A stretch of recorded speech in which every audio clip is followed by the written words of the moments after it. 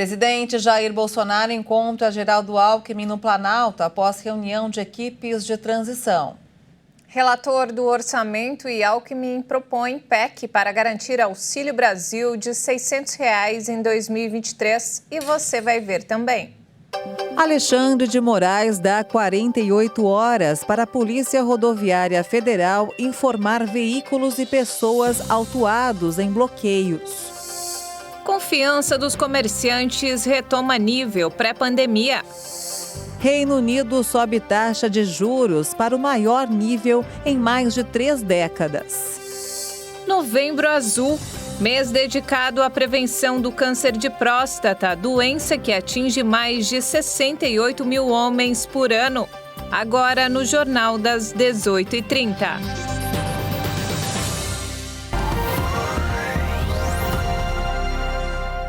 Olá, boa noite. São 18 horas e 31 minutos pelo horário de Brasília. Boa noite. Você acompanha agora as principais notícias do Brasil e do mundo desta quinta-feira. O relator do orçamento de 2023, Marcelo Castro, e o vice-presidente eleito Geraldo Alckmin anunciaram hoje um projeto para a retirada das despesas consideradas inadiáveis do teto de gastos. A proposta da PEC de transição deve ser apresentada na Câmara e no Senado a fim de garantir auxílio de R$ 600 no próximo ano. No Palácio do Planalto, Alckmin ainda encontrou com a então chefe da Casa Civil, Ciro Nogueira, Gleisi Hoffmann e Aloysio Mercadante para tratar sobre os primeiros passos da transição do governo Bolsonaro para Lula. Essa foi a primeira reunião após a vitória de Luiz Inácio Lula da Silva nas eleições presidenciais. O objetivo da medida é garantir recursos para bancar promessas de campanha do presidente eleito. Marcelo Castro disse que as demandas para o Auxílio Brasil, farmácia popular, para a saúde indígena e merenda escolar, por exemplo, não cabem no orçamento atual e, por isso, a ideia de aprovar uma PEC de transição vai ser levada aos presidentes da Câmara e do Senado. O teto de gastos prevê que o valor total da despesa do governo em um determinado ano não pode superar a do ano anterior, reajustada pela inflação. Ainda não foi discutido o montante de recursos que ficariam de fora do teto de gastos para financiar as ações no próximo ano. O objetivo é concluir e apresentar a redação da PEC na próxima terça-feira. Para ela ser aprovada, serão necessários votos de 3/5 dos deputados e senadores, o equivalente a 308 pessoas. E o presidente Jair Bolsonaro encontrou o vice-presidente eleito Geraldo Alckmin no Palácio do Planalto. O breve encontro ocorreu minutos após a reunião das equipes de transição de Bolsonaro e do presidente eleito Lula na sede da presidência. Segundo fontes, Bolsonaro e Alckmin se encontraram no 3º andar do palácio e depois ambos entraram sozinhos no gabinete presidencial. O governo do presidente eleito vai iniciar hoje as negociações para recompor verbas no Ministério da Educação Básica, que teve a menor previsão em 11 anos. A área engloba a educação infantil e os ensinos fundamental e médio. As ações ligadas ao ensino integral, compra de veículos e reforma de escolas tiveram cortes superiores a 90% na proposta de orçamento de 2023. Os estudantes dessas etapas de ensino foram fortemente impactados pela pandemia de Covid, em que as escolas ficaram fechadas e a maioria não conseguiu oferecer o suporte necessário para o ensino remoto. Os bloqueios em rodovias do país entraram no 4º dia, mas sem a mesma força do início. De acordo com o último boletim divulgado pela Polícia Rodoviária Federal, 73 estradas continuam interditadas pelos manifestantes. Esse é o menor balanço desde o resultado das eleições. O Distrito Federal e mais 19 estados não registram ocorrências pelas rodovias federais. Segundo a PRF, os grupos ocupam rodovias de forma ilegal desde o domingo, após o anúncio do resultado da votação, o que levou o Supremo Tribunal Federal a determinar, na segunda-feira, que a corporação e as polícias militares estaduais tomassem as medidas necessárias para desobstruir as vias. Na quarta-feira, o balanço divulgado pela Polícia Rodoviária Federal apontava 167 pontos de retenção em 15 estados, número que caiu para 86 na manhã desta quinta-feira. O presidente Jair Bolsonaro chegou a pedir em suas redes sociais pela desobstrução das vias para os manifestantes, usando termos como democracia, pátria e família. Bolsonaro afirmou que o direito de ir e vir da população tinha que ser respeitado. Brasileiros que estão protestando por todo o Brasil. Sei que vocês estão chateados, estão tristes, esperavam outra coisa. Eu também estou tão chateado, tão triste quanto você. Mas nós temos que ter a cabeça no lugar.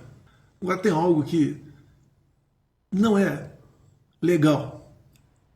O fechamento de rodovias pelo Brasil prejudica o direito de vir das pessoas. Está lá a nossa Constituição. E nós sempre tivemos, dentro dessas 4 linhas, nós temos que respeitar o direito de outras pessoas que estão se movimentando, além de prejuízo à nossa economia. Nesses 4 dias de protestos, cerca de 2.000 motoristas foram multados, somando 18 milhões de reais em multas. O motivo foi o cerceamento do direito de ir e vir. Além dos bloqueios nas estradas, manifestações aconteceram em frente a quartéis do Exército em 25 estados brasileiros e no Distrito Federal nesta quarta-feira. O movimento pede a intervenção das Forças Armadas no país. O ministro do Supremo Tribunal Federal, Alexandre de Moraes, deu 48 horas para a Polícia Rodoviária Federal informar veículos e pessoas autuados em bloqueios. O relatório precisa ser detalhado com todas as multas aplicadas contra caminhoneiros. Mais cedo, Moraes afirmou que o resultado da eleição é incontestável e quem o ataca deve ser tratado como criminoso, visto sob pena da lei. Na terça-feira, o Supremo já havia determinado o encerramento do bloqueio de rodovias, além de aplicação de multas. Até agora, 732 pontos de interdição já foram finalizados. A PRF informou ao STF que prendeu 37 pessoas e multou 3.500 veículos. E mudando de assunto, a confiança do comércio subiu em outubro e retomou o nível pré-pandemia. O resultado faz parte do levantamento da Confederação Nacional do Comércio de Bens, Serviços e Turismo, divulgada hoje.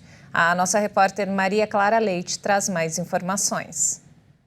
Após 2 meses de queda, o índice de confiança do empresário do comércio subiu 0,7% em outubro, na comparação com o mês de setembro. E com isso, atingiu o patamar de quase 130 pontos. Esse número está acima do registrado no período pré-pandemia, em março de 2020, quando o índice chegou a pouco mais de 128 pontos. Na comparação com outubro do ano passado, a confiança do empresário cresceu bem mais, quase 9%. E hoje, os mais otimistas do Brasil são os comerciantes da região norte, com o indicador acima dos 141 pontos. Agora, sobre o índice de intenção de investimentos dos empresários, houve queda de 0,3% em outubro em relação a setembro. Só que, no comparativo com o mesmo mês do ano passado, teve aumento de 9,2%. E também cresceu a previsão de contratação de novos funcionários entre os varejistas em outubro, alta de 4,5% em relação ao mesmo período de 2021. E a expectativa é que esse otimismo dos empresários do comércio continue crescendo até o final do ano. Isso devido à Copa do Mundo, à Black Friday e também ao Natal. E vamos agora direto ao Rio de Janeiro com informações desta quinta-feira com o repórter Anderson Nascimento. Boa noite, Anderson.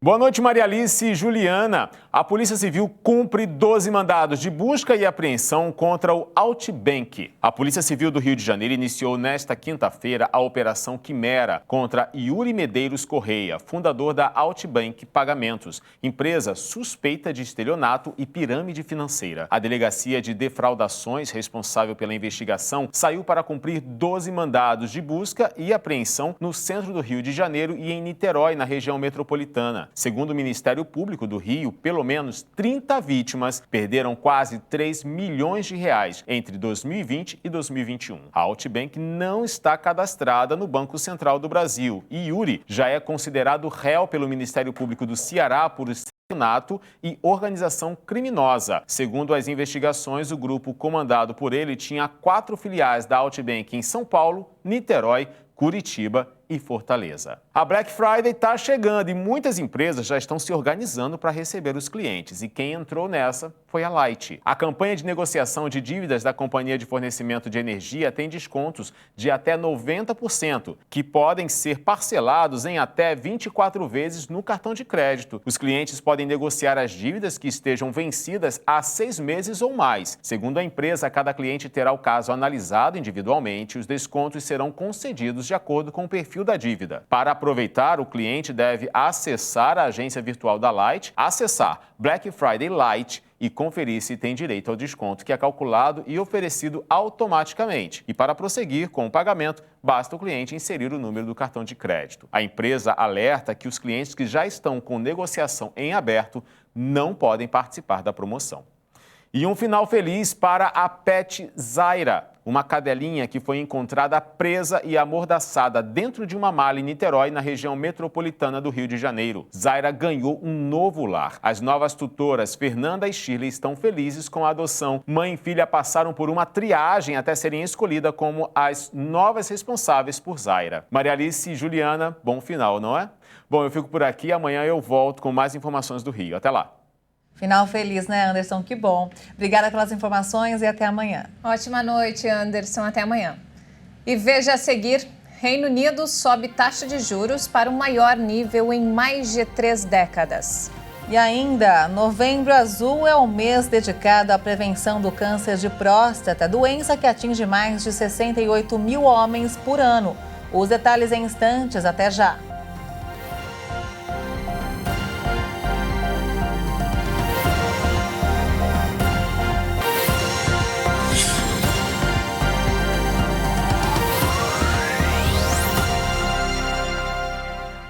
Estamos de volta, são 18 horas e 44 minutos pelo horário de Brasília. E o Conselho da Petrobras aprovou hoje o pagamento de dividendos de R$ 3,34 por ação preferencial e ordinária em circulação. Os dividendos serão pagos em 2 parcelas iguais em 20 de dezembro e 19 de janeiro de 2023. A estatal pontuou que o valor proposto está alinhado com a atual política de remuneração aos acionistas da empresa e que é compatível com o seu compromisso de geração de valor para a sociedade e para os acionistas. A implementação do PIX internacional deve ocorrer apenas em 2024 ou 2025, segundo o Departamento de Competição e de Estrutura do Mercado Financeiro do Banco Central. Apesar disso, já são observadas iniciativas individuais de lojistas de diversos países que estão aceitando a modalidade de pagamento brasileira. De acordo com o Banco Central, países como Argentina, Paraguai, Uruguai, França e Portugal utilizam essa modalidade de pagamento em seus comércios. Segundo a instituição, o Brasil acompanha de perto a iniciativa liderada pelo Banco de Compensações Internacionais, que visa conectar sistemas de pagamentos instantâneos de diversos países. O sistema deverá inicialmente viabilizar transferências entre pessoas ou entre empresas, chegando ao comércio apenas em um segundo momento.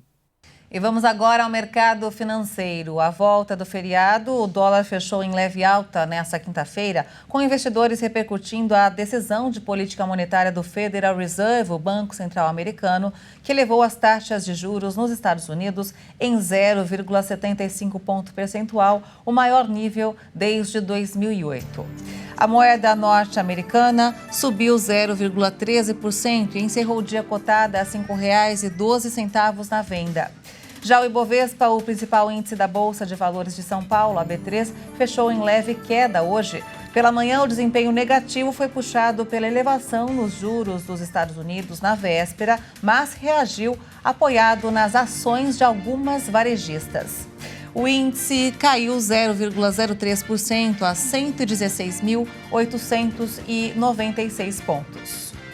O Banco Central da Inglaterra elevou a taxa de juros no Reino Unido em 3%, o maior nível em 3 décadas. A medida é para tentar conter a inflação, que já é a mais alta em 40 anos. De acordo com o banco, a economia britânica corre risco de uma recessão que poderá durar até meados de 2024. O aumento coincide com uma tendência entre os principais bancos centrais que lutam contra o forte aumento da inflação em diversos países. Se não agirmos com força agora, vai ser pior mais tarde. E como mostram as previsões que publicamos, há um caminho difícil pela frente. O forte aumento nos preços da energia causados pela invasão russa da Ucrânia nos fez uma nação mais pobre. O nível de atividade econômica deve permanecer estável e até cair por algum tempo. O Banco da Inglaterra estimou que a inflação chegou a um pico em outubro de 10,9% em ritmo anual, em comparação com uma estimativa anterior que projetava que chegaria a 13%. A economia britânica está em contração desde o terceiro trimestre, dando início a uma recessão técnica que, de acordo com projeções, deve durar até o primeiro semestre de 2024. O Reino Unido tenta sair da tempestade econômica e política depois que o governo da ex-premier Liz Truss propôs um plano fiscal que provocou caos nos mercados.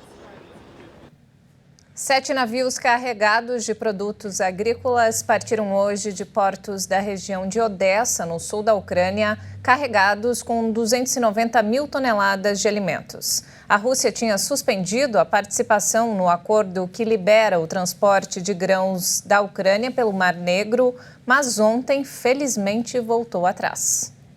Os embarques de grãos da Ucrânia estavam em risco depois que a Rússia suspendeu sua participação na iniciativa no fim de semana. Putin voltou atrás da decisão, mas disse que vai avaliar se as regras estão sendo cumpridas, antes de decidir se vai estender o prazo do acordo, que está previsto até o dia 19 de novembro. O ministro das Relações Exteriores da Rússia, Sergei Lavrov, pediu que a ONU, que é um dos patrocinadores do acordo, trabalhe mais para convencer os países ocidentais a aliviar as sanções econômicas impostas sobre a Rússia. O secretário-geral das Nações Unidas, Antônio Guterres, declarou que cerca de 10 milhões de toneladas de grãos e alimentos foram enviados do país europeu através do Mar Negro nesta quinta-feira, mesmo sob as incertezas da guerra com a Rússia. A iniciativa, assinada em julho pela Rússia e pela Ucrânia, ajudou a aliviar a crise alimentar mundial causada pela guerra. 8 meses após o início do conflito, as linhas de frente no leste e no sul da Ucrânia ficaram praticamente estáveis nos últimos dias. A Ucrânia diz que bombardeios russos danificaram as últimas linhas de alta tensão que ligavam a usina de Zaporizhia à rede elétrica do país e que a fábrica agora é operada por geradores a diesel e que tem combustível suficiente para apenas 15 dias, o que aumenta o risco de um desastre nuclear. E falando sobre esporte, faltam 17 dias para a Copa do Mundo. E no Esquenta Qatar de hoje, Leonardo Félix traz curiosidades sobre a Sérvia, a primeira adversária do Brasil no Mundial. Vamos conhecer mais sobre a seleção que vamos enfrentar aí no próximo dia 24. Acompanhe. Olá pessoal, este é o Esquenta Qatar 2022, que traz informações e curiosidades da Copa do Mundo aqui na nossa programação. Hoje vamos falar da seleção da Sérvia. Apesar de não ter se classificado para a última Eurocopa, a Sérvia surpreendeu e passou na liderança do Grupo A das eliminatórias europeias, superando a seleção de Portugal, que teve de jogar a repescagem. Mitrovic do Fulham é nome certo para a Copa e o maior artilheiro da história da seleção do país dos Balcãs. Outros destaques do elenco são Savic, meia da Lazio, o atacante Vlahovic da Juventus e o meia Tadic, do Ajax, principal organizador das jogadas de perigo da seleção do leste europeu. Vale lembrar que em 2018 a Sérvia ficou no grupo do Brasil na Copa da Rússia, mas acabou eliminada. A Sérvia está no grupo G, novamente com Brasil e Suíça, além de Camarões. É isso aí, faltam 17 dias para a Copa do Mundo Qatar 2022. E olha só, o mês de novembro é dedicado para uma ação importante, a prevenção do câncer de próstata, doença que atinge mais de 68 mil homens por ano. E a melhor maneira de garantir a cura é o diagnóstico precoce.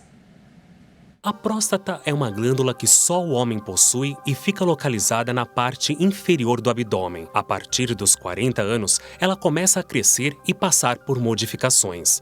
Algumas células podem apresentar crescimento fora do normal e fazer surgir um tumor. Cada vez mais, os médicos de todas as especialidades estão entendendo a importância dos testes genéticos na prevenção a doenças e na saúde como um todo. Então, quando o paciente tem uma predisposição genética ao câncer, a gente consegue guiar a prevenção e tratamento desse paciente. O Novembro Azul é uma campanha internacional para alertar os homens sobre a importância da prevenção do câncer de próstata. O mês é marcado para a conscientização do diagnóstico precoce da doença, a mais frequente no Brasil, ficando atrás apenas do câncer de pele. Na verdade, a incidência do câncer de próstata ela vai aumentando conforme os homens vão envelhecendo. Então, a partir dos 50 anos de idade, é preconizado a gente fazer o exame preventivo para o câncer de próstata. Além dos exames, algumas mudanças no comportamento fazem toda a diferença. Como todo tumor, controle de peso é importante, ou seja, a obesidade propicia ao tumor. Evitar comidas gordurosas, principalmente gordura de origem animal, que mostra que existe uma incidência maior naquela população que consome mais gordura animal. E é importante que tem fatores genéticos. Então, existem fatores que são da própria pessoa, mas também existem fatores exógenos, ou seja, que elas vão adquirir pelo hábito de vida dela. Segundo dados mais recentes do Instituto Nacional do Câncer, o INCA, um homem morre a cada 38 minutos por causa do câncer de próstata no Brasil. Isso porque a maior parte deles não tem o hábito de fazer os exames para prevenir a doença. E quando os primeiros sintomas surgem, 95% dos tumores já estão em estágio avançado e com poucas chances de cura. Eu estou fazendo todo ano, né, meu? Todo ano eu vou no posto lá e faço um exame lá, legal. Como ele é deficiente, então eu estou acompanhando, sou acompanhante dele, mas eu me previno, graças a Deus. Já fiz já uma vez, pretendo fazer agora de novo, né? Só marcar o exame para ele agora de novo, daí a gente vai fazer. Muito importante, está acima de tudo. O homem que quiser se preservar tem que se dispor a fazer esse tipo de exame. O Givaldo sabe bem como é importante o diagnóstico precoce. Ele descobriu o tumor em 2019, o que fez com que ele tivesse sucesso no tratamento. Eu não sentia nada e viu que tinha câncer de próstata. Aí já não dava para operar mais. Dia 1º de dezembro eu volto lá para um exame e para uma consulta. Não disseram nada. Ele falou, uma boa novidade, que deu de 90... foi para metade, foi para 45, uma diminuição boa no tratamento, no resultado, estava muito bom. O preconceito ainda é a maior barreira para a prevenção. Para você que ainda tem receio de procurar um médico, o Dr. Alexandre faz um alerta importante. O diagnóstico precoce é fundamental. Por quê? Porque é a maior chance nossa de curarmos essa doença. Se nós fizermos o diagnóstico precoce, a chance de cura é acima de 90%. E por que é tão importante fazer o exame preventivo? Porque o câncer de próstata ele só vai começar a dar alguns sintomas quando ele já sair da próstata, quando ele já começar a ser incurável. Procurem o mais rápido possível, porque você pode se curar de uma doença extremamente grave e comum, que leva a consequências muito sérias, como impotência ou incontinência urinária. Então, previnam-se. E não temos mais tempo, essa edição fica por aqui. Mais informações ao longo da nossa programação. Uma ótima noite para você. Obrigada pela sua companhia, uma boa noite para você e até amanhã. Tchau.